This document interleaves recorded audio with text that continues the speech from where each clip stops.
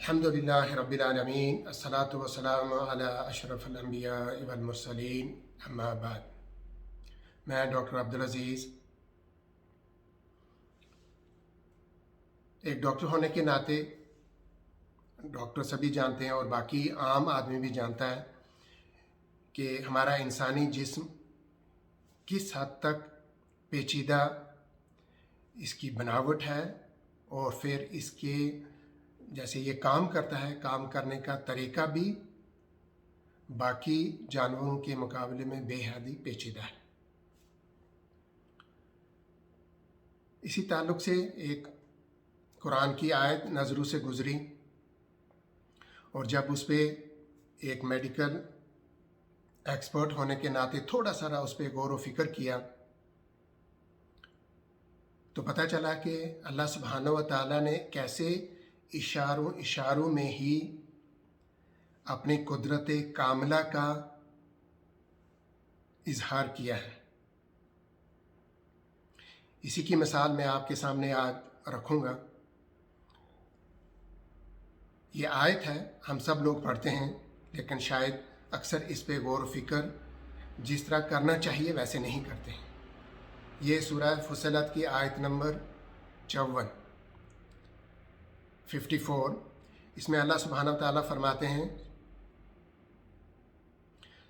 सनुरीहिम आयातिना fill आफाक़ि व फ़ी अनफुसिहिम हत्ता यतबय्यन लहुम अन्नहुल हक़। हम अनकरीब इनको अतराफ़ आलम में भी और ख़ुद उनकी ज़ात में भी अपनी निशानियाँ दिखाएंगे, यहाँ तक कि उन पर ज़ाहिर हो जाएगा कि कुरान हक़ है। अब छोटी सारी आयत है। एक मेडिकल फील्ड जहाँ आज तक हम ज़िंदगी हो गई, पहले पढ़ा और फिर पढ़ाते हैं, लेकिन जिस तरह से कुरान चाहता है गौर व फिक्र करना, वैसे अक्सर हम गौर व फिक्र नहीं करते हैं। सरसरी तौर पर मेडिकल पॉइंट ऑफ व्यू से लेकर के उसको पासन कर देते हैं, लेकिन उसके पीछे उन कॉम्प्लिकेटेड पेचीदा प्रोसेसेस के पीछे जो अल्लाह सुब्हानहू व तआला की हिकमत है वो अक्सर हमारी नज़रों से निकल जाती है। उसी की तरफ मैं आपकी तवज्जो चाहता हूँ। इस कुरानी आयत की रोशनी में वैसे तो इंसानी जिस्म पर जहाँ कहीं भी आप नज़र डालो अल्लाह की कुदरत वाज़ेह नज़र आती है, लेकिन मैं आज आपके सामने सिर्फ़ एक सेल के हवाले से बात करूँगा, कुछ मालूमात रखूँगा, और अगर आप उस पर गौर व फिक्र करेंगे तो आप बिल्कुल ये चीज़ मानने पे मजबूर हो जाएंगे कि अल्लाह सुब्हानहू व तआला ने कितनी हिकमतें हमारे अंदर रखी हुई हैं, जैसे अल्लाह सुब्हानहू व तआला ने इस आयत में फ़रमाया है। मैं सिर्फ़ एक सेल के हवाले से ही आपके साथ कुछ मालूमात शेयर करूँगा कि एक सेल जो हमारे जिस्म में ट्रिलियंस ऑफ सेल्स हैं, और सेल एक बिल्डिंग ब्लॉक है ह्यूमन बॉडी की, यानी एक बिल्कुल आइसोलेटेड इसकी एक ज़िंदगी है, ये मेंटेन कर सकता है अपने आप को एक सेल। इसमें अब वो सेल इस तरह की कॉम्प्लिकेटेड चीज़ है कि जिसके बारे में पहली बार तकरीबन 1665 में जो साइंसदान है उन्होंने बताया कि शायद जो लिविंग जो ह्यूमन बीइंग हैं या और जो हयात वाली चीज़ें हैं, प्लांट्स हैं, ये सेल्स के बने हुए हैं। तब से सेल पे हमेशा काम होता चला जा रहा है, और आज हम सेल के बारे में जानते हैं कि ये एक बुनियादी यूनिट है एक किसी भी ऑर्गेनिज्म का। हम ह्यूमन बीइंग भी, हम इंसान भी उसी में है कि एक यूनिट है, और वो यूनिट सेल जो है वो एक इंडिपेंडेंट लाइफ अपनी मेंटेन कर सकता है। इस हवाले से हमारे जिस्म में ट्रिलियंस ऑफ सेल्स हैं, और वो सेल इकट्ठे मिल कर के टिश्यू बनाते हैं और टिश्यू इकट्ठे मिल कर के आर्गन्स बनाते हैं, और उस तरह से मल्टीपल आर्गन्स जो हैं हमारे जिस्म में आप अंदाज़ा लगा सकते हैं कि कितने हैं। जो ख़ासियत इस सेल की है, ये सेल हर एक टिश्यू में बेसिक इसकी जो बनावट है वो एक जैसी है, लेकिन हर एक टिश्यू में इसके जो फंक्शन हैं, ये क्या क्या काम करता है, ख़ासियतें क्या क्या हैं, वो अलग हो जाती हैं। हर एक टिश्यू में इसकी जाके शक्ल भी अलग हो जाती है, इसके फंक्शन भी अलग हो जाते हैं, जबकि बुनियादी तौर पर इसकी बनावट जो है वो सबकी एक जैसी है। सेल ऊपर से बने हुए हैं, बहुत सारे इसके हैं। सेल के अंदर एक सेल मेम्ब्रेन है जो एक सेल को अलग करती है बाकी जो सेल्स हैं उनसे, या बाकी आगे पीछे जो उसके इन्वायरमेंट है उसे सेल मेम्ब्रेन है, वो इसको अलग करती है। और ये मेम्ब्रेन इतनी ख़ास है कि जो चाहता है तो जो चीज़ अंदर आ जाए, जो इसको अलो करती है अंदर आ जाए, और जो चाहता है बाहर चली जाए। इसकी परमिशन के बिना कोई भी चीज़ अंदर बाहर नहीं जा सकती है। सेल के अंदर साइटोप्लाज्म है, ये एक जेली लाइक सब्सटेंस है, और इसमें जितने भी सेल के फंक्शन है वो होते हैं इसके अंदर। इसके अलावा साइटोस्केलेटन है। ये साइटोस्केलेटन हर एक टिश्यू में सेल की अलग अलग शक्ल को मेंटेन करने में अपना किरदार अदा करता है। उसके अलावा सेल में न्यूक्लियस है, और ये एक कमांड सेंटर एक सेल का है कि जहाँ से कमांड आती है, पूरे सेल के अपना प्रोसेस जो चलता है वो उसी कमांड के हिसाब से चलती है। सेल के अंदर जेनेटिक मटेरियल है, और वो जेनेटिक आगे फिर एक ह्यूमन बीइंग से दूसरे में चलने में यही इंफॉर्मेशन है जो पास ऑन होती है। उसके अलावा एंडोप्लाज्मिक रेटिकुलम है, गोल्गी अपरेटस है, लाइसोसोम्स हैं। तो ये सारी चीज़ें एक सेल के अंदर हैं जो एक सेल को मेंटेन करने के लिए, उसकी ज़िंदगी मेंटेन करने के लिए, उसकी ज़िंदगी के लिए, फिर उसको मेंटेन करने के लिए बहुत ही ज़रूरी हैं। ये लाइसोसोम्स जो ये हैं, ये हम कह सकते हैं कि ये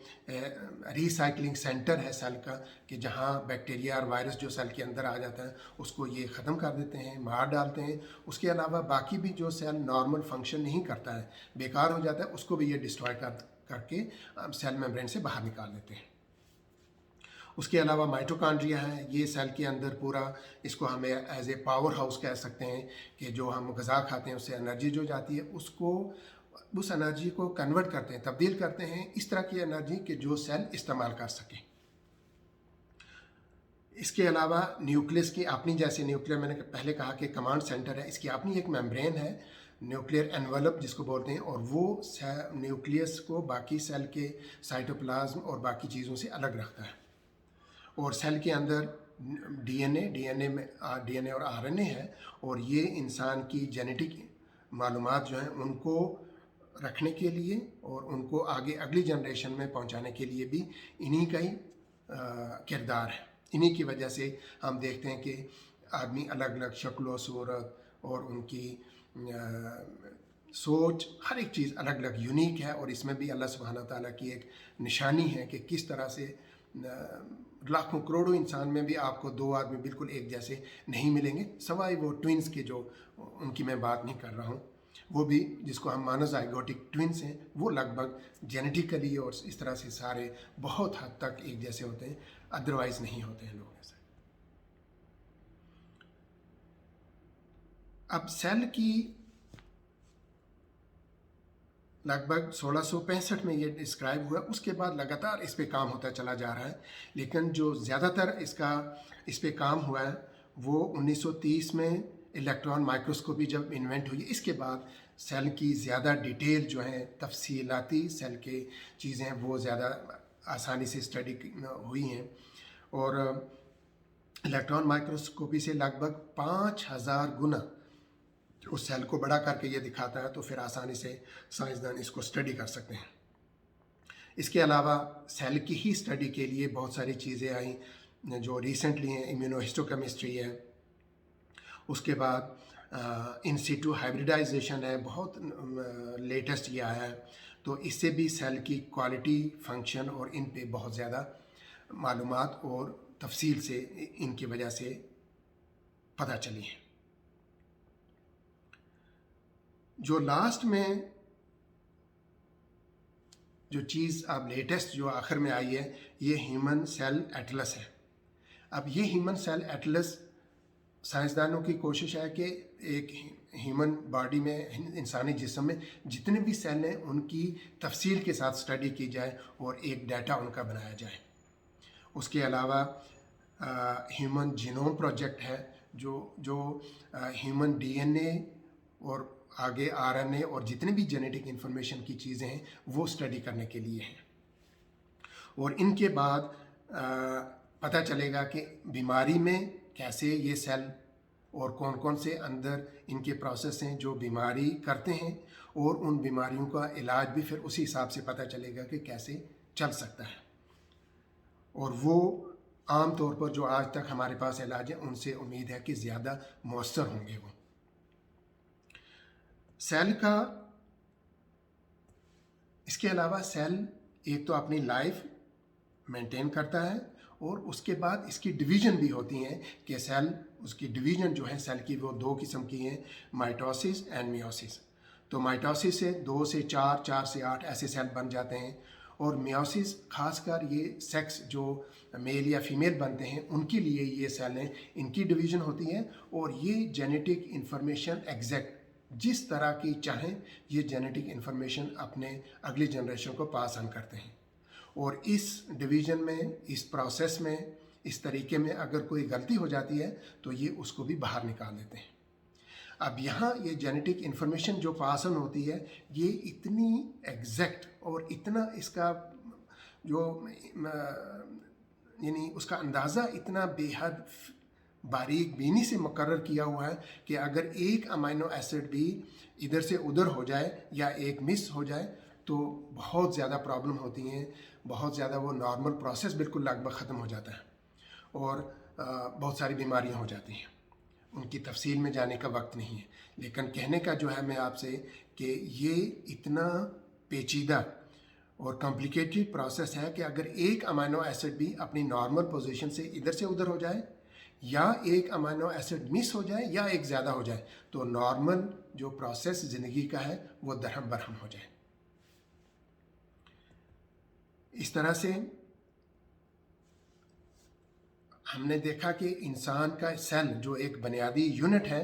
वो कितना कॉम्प्लिकेटेड है, और फिर उससे आप अंदाज़ा लगा लें कि पूरा इंसानी जिस्म में क्या क्या चीज़ें अल्लाह सुब्हानहू तआला ने रखी हुई हैं जिनका हमें बाज़ औक़ात या अक्सर शऊर भी नहीं होता है। तो शायद वो जो आयत सूरह फुस्सिलत की मैंने आपके साथ जो तलावत की है वो इसी अल्लाह की पेचीदगी और अल्लाह की निशानी जो है शायद इसकी तरफ इशारा कर रही है कि जहाँ अल्लाह सुब्हानहू तआला ने फरमाया कि मैं जहाँ तुम्हारे आसपास में वहीं तुम्हारे अंदर भी अपनी निशानियाँ ज़ाहिर करता हूँ ताकि तुम तस्लीम करो कि अल्लाह सुब्हानहू तआला ही सबसे ज़्यादा गालिब और हिकमत वाला है, और वही है जिसने सारी चीज़ें हमारे फ़ायदे के लिए बना रखी हैं, तैयार कर रखी हैं, लेकिन हमें उसका शऊर तक नहीं होता है। अब इस चीज़ की तर्जमानी एक दूसरी आयत से भी होती है। इसके अलावा जो सूरह फुस्सिलत की आयत है जो मैंने अभी आपके साथ जिसका मैंने ज़िक्र किया शुरू से ही, ये दूसरी आयत सूरह कमर की आयत नंबर 49, इसमें अल्लाह सुब्हानहू तआला फरमाते हैं इन्ना कुल्ला शैइन खलकनाहु बिक़दर, हमने हर चीज़ अंदाज़ा मुकर्रर के साथ पैदा की है।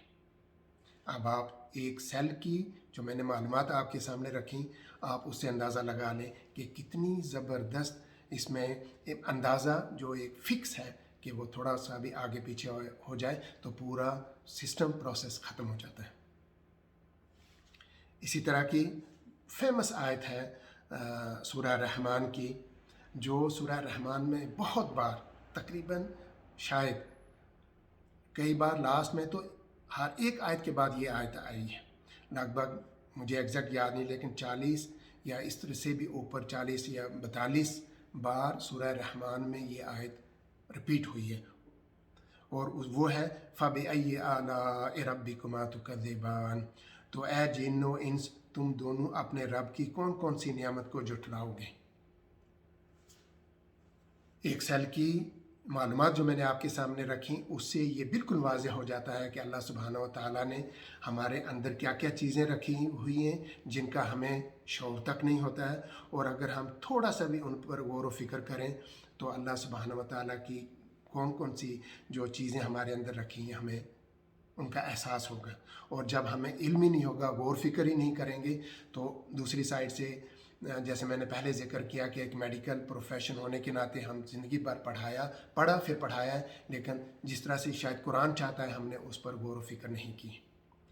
और अगर उस तरह से गौर व फिक्र करें तो वाकई अल्लाह सुब्हानहू व तआला की अज़मत, उसकी जलालत और उसका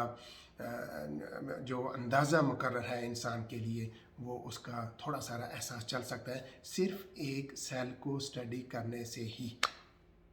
उसके अलावा जहाँ जहाँ भी हम अगर इस तरह की नुक्ता नज़र से गौर व फिक्र करके देखें तो हर एक चीज़ में अल्लाह सुब्हानहू व तआला की बेइंतहा कुदरत बिल्कुल वाज़ेह है। और ये सिर्फ़ इसलिए कि हम अल्लाह सुब्हानहू व तआला की अज़मत को कबूल करें, और फिर अगर अज़मत कबूल की तो फिर उसके जो भी हुक्म हैं उनको बिना चूँ चरा कबूल करें, उन पर अमल करें, और जिन चीज़ों से उसने मना किया उनसे रुक जाएं। इसी में हमारी यहाँ भी भलाई इंशाअल्लाह और आखिरत में भी इंशाअल्लाह भलाई होगी, क्योंकि हम उस अल्लाह सुब्हानहू व तआला के अपने खालिक के अहकाम पूरे करके इस दुनिया से जाएंगे। और उम्मीद है कि वहाँ भी अगर इस तरह से ईमान के साथ गए और उसके अहकाम